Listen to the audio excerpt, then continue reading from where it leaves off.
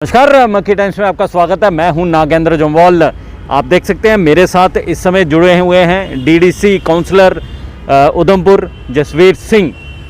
Energetic हैं, young हैं। जिस तरह से इन्होंने आज इनसे हम ये बात पूछेंगे कि जिस तरह से रूरल एरियाज़ की हम बात करेंगे उस पर ये जानेंगे कि सरकारें जो मौजूदा सरकारें रहा करती थी यहाँ पर आरबीए देती थी, यानी कि रूरल बैकवर्ड एरिया का जो सर्टिफिकेट है वो दिया जाता था, नौकरियों में काम आता था उन लोग बच्चों के लिए। फिर उसके बाद इकोनॉमिक वीकर सेक्शन जो है ये भी एक सर्टिफिकेट हुआ करता था, वो भी दिया जाता था। लेकिन फिर यकायक वो रोक दिया जाता है और कहा जाता है कि एक ही सर्टिफिकेट जो है वो इशू होगा। लेकिन आपको ये चीज़ बता दें, आरबीए जो है सर्टिफिकेट वो सिर्फ़ और सिर्फ जम्मू कश्मीर के लिए ही यूज़ होगा, ना कि वो केंद्र की कोई नौकरी या कोई भी लाभ जो होगा वो नहीं ले पाएंगे। अगर वो लेना है तो उसके लिए आपको इकोनॉमिक वीकर सेक्शन जो है वो सर्टिफिकेट होना चाहिए। लेकिन यहाँ पर जो है कहा गया था सरकार द्वारा कि हम दोनों ही दे देंगे, लेकिन उस पर लिखा जाता था कि जो इकोनॉमिक वीकर सेक्शन वाला है उस पर वो सिर्फ यूज़ आप करेंगे केंद्र के कामों के लिए, केंद्र बेनिफिट जो भी चीज़ें होंगी उसमें। लेकिन बीच में रोक दिया गया। आखिर क्या वजह है, हम इनसे जानते हैं, क्योंकि ये भी उसी इलाके से बिलोंग करते हैं। पहले तो आपका स्वागत करता हूँ। बहुत बहुत धन्यवाद सर। जसवीर जी, क्या प्रॉब्लम आ रही है? आप वहाँ पर बच्चों से बात करते होंगे, ख़ास तौर पर वहाँ पर पढ़े लिखे युवा हैं, आपके पास आते भी होंगे, आपके दोस्त यार भी होंगे कहीं। देखिए सर, आपके माध्यम से मैं बताना चाहता हूँ कि इकोनॉमिकल वीकर सेक्शन सर्टिफिकेट जो पूरे देश में मिलना शुरू हुआ, इसकी रिजर्वेशन शुरू हुई। J&K में इसको थोड़ा लेट इम्प्लीमेंट किया गया। हमारे हिली एरियाज़ में जो खासकर जो रूरल बेल्ट है वहाँ भी इसको इम्प्लीमेंट किया गया है। बट बीच के कुछ दिनों में काफ़ी प्रॉब्लम आई, क्योंकि ऐसा कहा जाने लगा कि जिनको आरबीए सर्टिफिकेट इशू हो रहे हैं उनको इकोनॉमिकल वीकर सर्टिफिकेट इशू जो है वो नहीं होंगे। बाद में एडमिनिस्ट्रेशन इसको लेके काफ़ी कंसर्न रहा, बाद में वो इस इशू को देखता भी रहा, कई डिसीजन भी बदले गए। फिर जो है अब कहीं कहीं बन तो रहे हैं, लेकिन आपके माध्यम से ये बताना चाहता हूँ कि स्पेशली अपनी कंस्टिट्यूंसी को लेके या अपने आसपास के इलाकों को लेके कि जिन बच्चों जो एरिया रूरल बैकवर्ड एरियाज़ में आते हैं वहाँ पे अभी भी जो एडमिनिस्ट्रेशन है उसमें कन्फ्यूज़न है इसको लेके, जबकि स्थिति स्पष्ट है। स्पष्ट नोटिस निकला हुआ है, स्पष्ट गवर्नमेंट का ऑर्डर है कि जो है आप ठीक है, अगर आरबीए उसके पास है तो आप इकोनॉमिकल वीकर सेक्शन उसको इशू कीजिए। ये गवर्नमेंट केंद्र सरकार से है? केंद्र सरकार से भी है और लोकल भी है, लेकिन उसका जो है उस पर ये रहता है कि आप ड्यू जो फॉर्मेलिटी होती है उसको पूरा करें, जो भी उसकी एलिजिबिलिटी क्राइटेरिया है, और उसके बाद आप उस पर लिख सकते हैं कि आरबीए है तो ठीक है, इसके पास आरबीए है तो स्टेट पर्पज़ के लिए यूज़ करें। जो अब हम इसको ईडब्ल्यूएस इशू कर रहे हैं तो उस पर लिख सकते हैं हम कि valid only for central purpose, ठीक है ना, सिर्फ केंद्र जो सेंटर की बेनिफिट स्कीम्स होंगी वहाँ लगेगा, जो कोई एग्जाम्स वगैरह होंगे। बट मैं अभी भी देख रहा हूँ, मुझे काफ़ी सिर्फ मेरी कंस्टिट्यूंसी से फ़ोन नहीं आते, अक्रॉस द उधमपुर फ़ोन आते हैं, कई और इलाकों से फ़ोन आते हैं कि अभी भी जो रूरल एरियाज़ की जो एडमिनिस्ट्रेशन है उसको लेकर काफ़ी कन्फ्यूज़न में है। और मुझे लगता है कि पिछले 1-1.5 साल में या जब से भी ये आर्डर पिछले कुछ महीनों से निकला है, तो मुझे लगता है कि अभी तक सबको मिल भी जाने चाहिए थे और बच्चों को उसका बेनिफिट भी मिलना चाहिए था। जैसे हमारी यूपीएससी है, उसके बाद जो है हमारा नेट यूजीसी का एग्ज़ाम होता है, तो इसमें इसका बहुत बड़ा बेनिफिट है हमारे बच्चों को। मैं ये जानना चाहता हूँ कि आम जनता को, कई लोग ऐसे हैं उन्हें नहीं पता इस सर्टिफिकेट्स के बेनिफिट क्या हैं। देखिए, इकोनॉमिकल वीकर सेक्शन सर्टिफिकेट जो होता है वो इशू किया जाता है और इसके अकॉर्डिंग जो है वो जो जनरल कैटेगरी में जो बिलो पॉवर्टी लाइन नहीं कहूँगा, मतलब एक पार्टिकुलर क्राइटेरिया उसका बनाया गया है कि उस पार्टिकुलर जो क्राइटेरिया में जो लोग फॉल करते हैं उनको 10% रिजर्वेशन दी गई है गवर्नमेंट जॉब्स में, नौकरियों में, एडमिशन्स वगैरह में काफ़ी जगह पे दी गई है। और ये काफ़ी बेनिफिशियल चीज़ है। और ये इसलिए भी मैं रूरल बैकवर्ड एरियाज़ को लेके इसलिए थोड़ा सा मैं वोकल हूँ, क्योंकि हमारे जो गाँव के बच्चे हैं वो ऑलरेडी शहरों के साथ कंपटीशन नहीं कर पाते, क्योंकि जो हमारी एजुकेशन का जो लेवल है वो शहरों के मुकाबले काफ़ी पीछे है। और गवर्नमेंट्स लगी हुई हैं, लोग हमारे लीडर्स लगे हैं, एडमिनिस्ट्रेटर्स लगे हुए हैं इस काम में, लेकिन थोड़ा टाइम लगेगा उसको बराबर आने में। तो जब तक वो नहीं आता तब तक मुझे लगता है कि ये बहुत बेनिफिशियल चीज़ है। और मैं आपके माध्यम से माननीय जो लेफ्टिनेंट गवर्नर हमारा जो प्रशासन है उससे, हमारे जो डिस्ट्रिक्ट एडमिनिस्ट्रेशन है उनसे, और जितनी भी कंसर्निंग अथॉरिटीज़ हैं उनको मैं एक रिक्वेस्ट करना चाहता हूँ कि बच्चों का फ्यूचर स्पॉइल हो रहा है, काइंडली आप इस चीज़ को बिल्कुल स्पष्ट करें सारी एडमिनिस्ट्रेशन को कि जो भी एलिजिबिलिटी क्राइटेरिया फिलअप जो फुल कर रहा है उनको तुरंत इमीडिएटली जो है economical weaker section certificate issue किए जाएँ।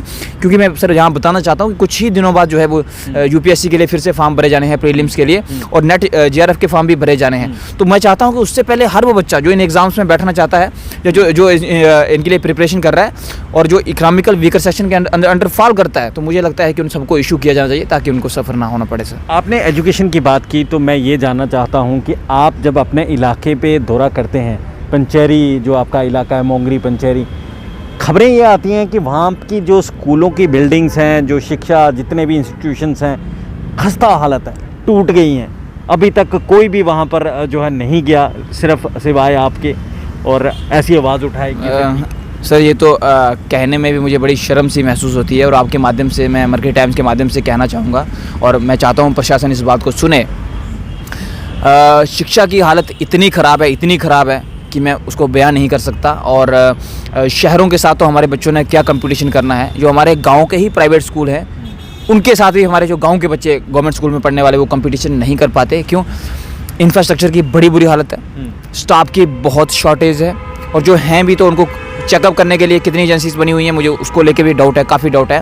क्योंकि प्रॉपर जो पब्लिक जो इनपुट देती है उससे पता चलता है कि अटेंडेंस प्रॉपर नहीं रहती। और सबसे बड़ी बात बताऊं, मेरे वहाँ कई बिल्डिंग्स हैं, प्राइमरी स्कूल्स हैं, कई मिडिल स्कूल हैं, फुली डैमेज हो चुके हैं। कईयों के तो 5-5, 6-6 साल हो चुके हैं। मेरे वहाँ सदल पंजर पंचायत का सदल एरिया है, 2014 में लैंडस्लाइड हुआ था। आज तक वो 2 स्कूल जो थे वो हुए थे, डैमेज हुए थे। आज तक मतलब 6 साल हो गए। ऐसी कहाँ सरकार और प्रशासन कितना कंगाल हो गया कि वो 6 सालों में उन 2 स्कूलों को रिपेयर नहीं कर सका। और मुझे नहीं लगता कि गवर्नर एडमिनिस्ट्रेशन हो गया, या चीफ मिनिस्टर एडमिनिस्ट्रेशन हो गया, गवर्नमेंट हो गई, या डिस्ट्रिक्ट एडमिनिस्ट्रेशन हो गया, मुझे लगता है कि मतलब अफसोस होता है कि क्यों ना आज तक किसी ने सोच नहीं ली।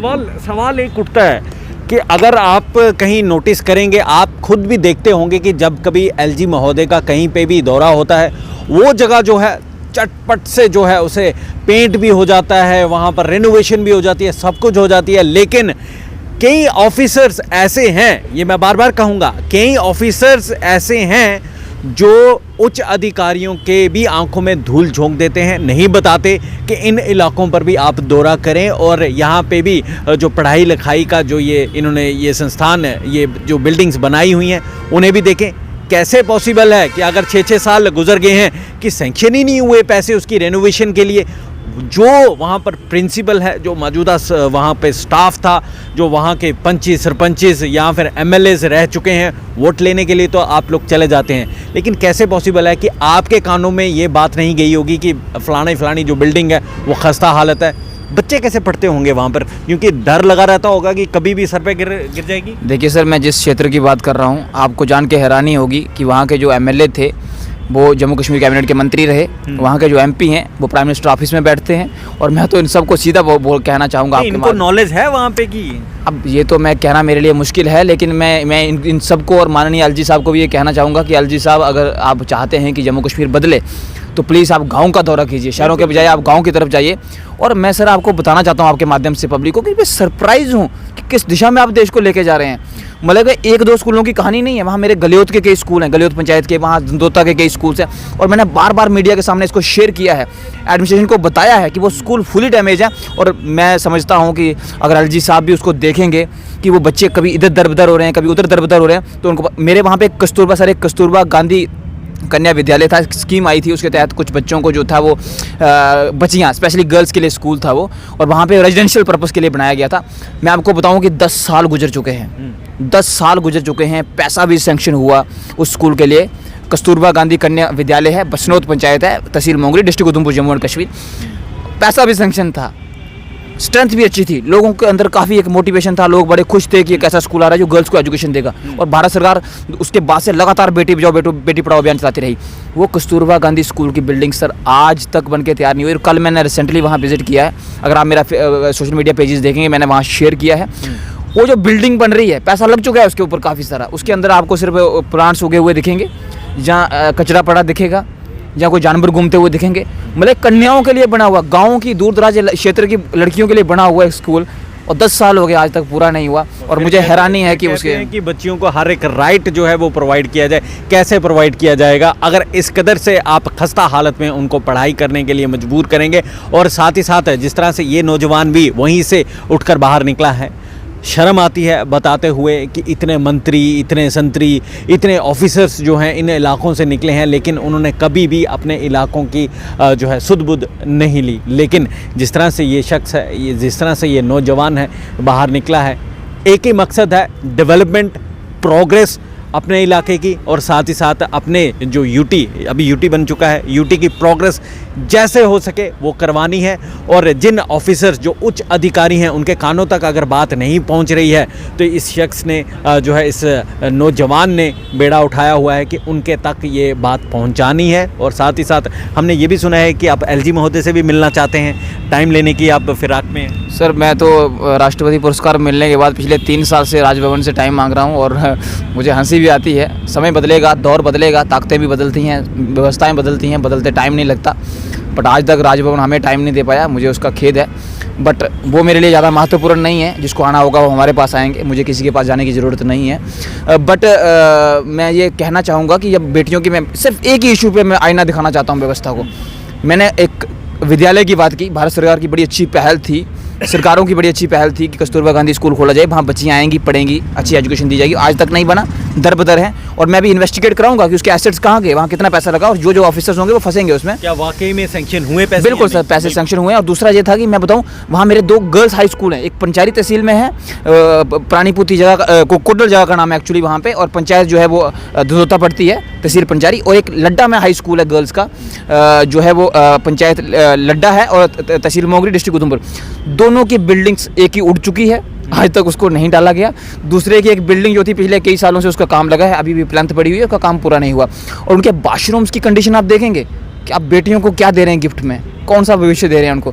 तो मैं चाहूँगा कि प्रशासन का भी टाइम लगे उनको अपने बिजी शेड्यूल में से, तो एक बार मेरे वहाँ भी आके देखें। या फिर एक काम करें, जितने भी उच्चाधिकारी हैं जो कंसर्निंग इस डिपार्टमेंट के, उनके बच्चों को वहाँ पर भेजने पढ़ने के लिए, ताकि उनको भी पता चल सके कि कैसे दिन गुजारा जाता है, कैसे इन बिल्डिंग्स में बैठकर पढ़ाई की जाती है। सही कह रहा हूँ ना मैं? देखिए सर, मैं बिल्कुल यही कहना चाहता हूँ। और इस मामले पे मैं इसलिए, जब अपनों पे गुजरेगी ना तभी दर्द जो है वो समझ आएगा। देखिए मैं इस मामले पे इसलिए सारी व्यवस्था को आईना दिखाने आया हूँ क्योंकि खास करके बेटियों की शिक्षा को लेके मेरे अंदर बहुत दर्द है। वो सारी मेरी कुछ बेटियां हैं, कुछ बहनें हैं, और आप सोच सकते हैं कि चुनिंदा स्कूल सिर्फ गर्ल्स के लिए खोले गए थे, उनकी इतनी, बाकी स्कूलों के मैं बोल रहा हूँ डैमेज हो चुके हैं, किसी को फ़र्क नहीं पड़ा। ना तो ब्यूरोक्रेसी को फ़र्क पड़ता है, ना पॉलिटिकल क्लास को फ़र्क पड़ता है, ना गवर्नमेंट को, ना एडमिनिस्ट्रेशन को, किसी को कोई फ़र्क नहीं पड़ा। लेकिन मैं अब आईना दिखाऊंगा और मैं एक एक, अगर कोई गवर्नमेंट बैठी होगी मैं उससे भी एक एक पैसे का हिसाब लूँगा। लेकिन मैं चाहता हूँ एटलीस्ट जो बच्चियों के लिए आपने खोले हैं उनके साथ तो न्याय करें, अगर आप देश के उनके साथ न्याय करें। और जब तक एजुकेशन सिस्टम आप नहीं बदलेंगे, जी जितना मर्जी हो जाए आप जोर लगा लीजिए, आप JNK को ट्रांसफॉर्म नहीं कर सकते जब तक आप रूरल एरिया, क्योंकि ज़्यादातर जम्मू कश्मीर ग्रामीण क्षेत्रों में बसता है, और आप उन्हीं का एजुकेशन सिस्टम अगर नहीं बदलेंगे तो मुझे लगता है कि बड़ा चुनौती रहेगा। और मैं, हालांकि मैं आश्वस्त हूँ, मेरी पूरी कोशिश दिन रात दौड़ जारी है, मेरी जनता जानती है, मेरे लोग जानते हैं कि इन मुद्दों को उठाने के लिए मैं दिन रात भाग रहा हूँ, और जितनी कोशिश मुझसे हो सकेगी, मेरी दायित्व, मैं अपनी ड्यूटी समझता हूँ, मैं अपना दायित्व समझता हूँ, और मेरी कोशिश रहेगी कि कंसर्निंग मैं बड़ा होपफुल हूँ, मैं होपफुल हूँ कि माननीय लेफ्टिनेंट गवर्नर साहब है, वो बहुत दौड़ रहे हैं, बहुत मेहनत कर रहे हैं जम्मू कश्मीर को ट्रांसफॉर्म करने के लिए, वो भी मदद करेंगे। लेकिन कहीं ना कहीं एक चीज़ ऐसा हो रहा है ना कि लग रहा है कि उन्हें जो है वो ये चीज़ें दिखाई नहीं जा रही हैं, क्योंकि वो बाहर से आए हुए हैं, उन्हें JNK का इतना नहीं पता है। बताने के लिए तो यही लोग हैं ना, जो ऑफिसर्स उनके साथ होंगे, ये बताएंगे कि हमारे ये इलाके हैं, वहाँ जाना है, वहाँ देखना है। देखिए मुझे ये थोड़ा खटपटाता है। नहीं, बड़े अनुभवी व्यक्ति हैं और उन्होंने पूरे देश को देखा है, देश की सेवा की है, देश के लिए काम किया, डेवलपमेंट के लिए। तो मैं चाहता हूं कि क्योंकि अभी हमारे यहाँ पे विधानसभा नहीं है, यूटी में सरकार नहीं है, तो अभी जितना भी डेवलपमेंट का जितना भी बोझ है वो सारा LG प्रशासन पे है।